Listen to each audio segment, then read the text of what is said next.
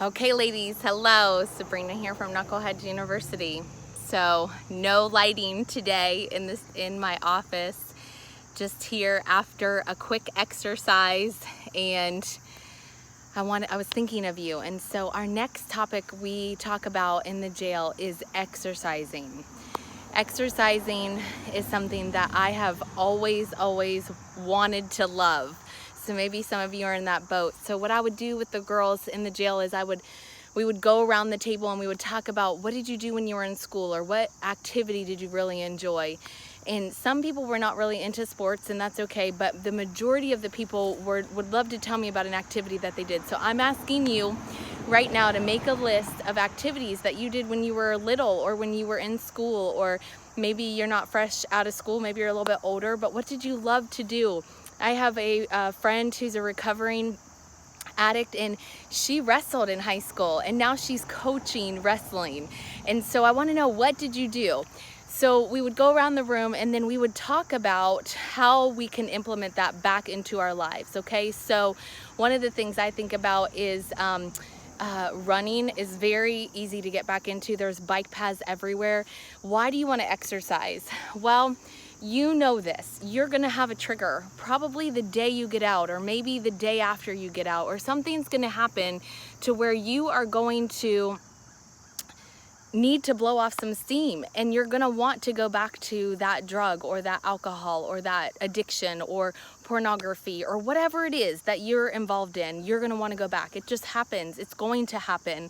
And I think sometimes what I had seen was everyone wanted to be so perfect. That's just not gonna happen, you guys. And so you have to have an outlet. I want to insert this real quickly about before I get into the exercise. I want to insert about smoking. So when you come into the jail, you give it up immediately, right? There's no more smoking. And I would say 99%, if not 100% of people that I met were smokers. And I would say that 99% of them go back to smoking as soon as they get out. And my question to you is why? Remember, we're talking about making a plan when you get out of jail to stay out of jail. And we're also talking about helpful ways for you to be empowered when you get out and to have a plan. So I want you to think right now to yourself, if you've been in jail, if you're going to jail, you're coming out of jail, you need to not be smoking. You did it once before, maybe twice before, or 3 times before. When you go to jail, you quit cold turkey. So you gotta quit cold turkey, or don't even start. You guys, cigarettes are so expensive, and you know that. You know they're so expensive, and they smell. And you guys, I used to be a smoker. So for me, I actually do get this one, because there are some days I miss smoking, and I tried smoking a cigar at a different point in time in my life, and it just stinks, and it's expensive. And I didn't want to hide it from my kids anymore. I didn't want them to find out, because I don't want them to become smokers. And so anyway, if you are smoking right now, you need to come up with a plan to stop smoking. And don't say you can't do it, and don't say you can't do it cold turkey because you did it once before, or maybe twice or 3 times before, okay?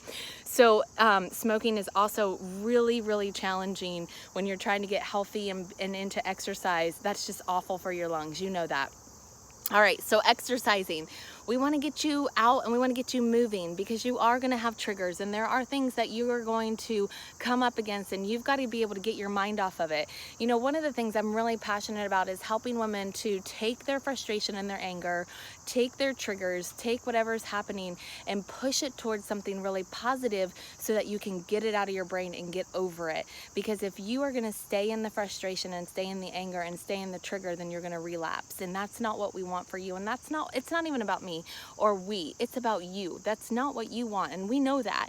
So walking, running, those are 2 really quick, easy things. We're going to talk about jobs and hobbies in another video, but I want you to think about real quickly getting a bike. A bike is going to be a necessity for you. Now, if you live in Ohio, you know we have a lot of really great days where you can ride a bike around. There might not be that opportunity in some of the other states that you have, but get a bike. A bike is going to be essential for you, and it's great exercise. It's going to be essential for probably your job, which we're going to talk about that a little bit later, and they're cheap. You don't have to have an expensive bike, and I'm going to believe with my heart for you, if you come into agreement with me, that someone is going to gift you a bike. Someone is going to gift you a bike and be able to give you, that was my sister-in-law driving by the way. This is a really impromptu video. Someone's gonna gift you a bike because you need that. You need that for your life. Exercising on a bike is amazing. We have a ton of trails around here. You guys get out and exercise. Another thing we talked about was basketball. A lot of people love playing basketball. They love just shooting hoops. They remember that as a kid, or they used to play basketball. I used to play basketball. I was really good at defense. Maybe you were too. But I want to tell you, I've been thinking about basketball and how can you get into basketball. Well, the YMCA might be a good place for you to start, but they do require a membership correct. So you might not want to start somewhere where there's a membership, but guess what? There are many churches that have basketball hoops.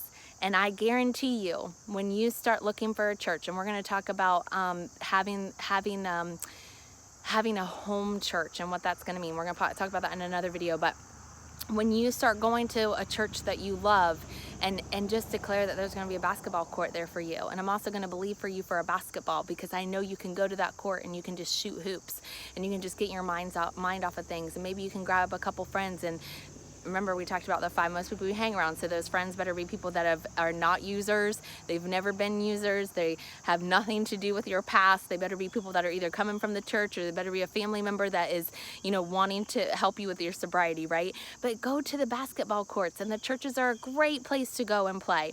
All right, the next thing is softball. So I have a lot of girlfriends who love softball. Maybe some of you love softball, and this is a great opportunity for you to find a summer league or a fall league. So if it's winter and spring, maybe a spring league, but there's a lot of church groups locally. So check out your town locally, call the churches and say, hey, do you guys have a softball group? I'd love to be a part of it. Now, normally there's a fee, but again, I'm going to believe that someone's going to pay your way for you. Not for charity, not because they feel sorry for you, but because I believe that God wants you exercising. And I believe that he wants you exercising for so much more than you even know right now. And I believe that you are going to be able to get on that softball team, and you don't have to pay. And I believe you're going to be able to find a church that has a great basketball hoop, and you're going to be able to play and find some friends. And I believe that you're going to love running or love walking, whichever one. You guys make it a quick walk. Walk around your neighborhood, walk on the bike trails, go to Hocking Hills. We live in Ohio, so Hocking Hills. Find places you can go and that you can just get out.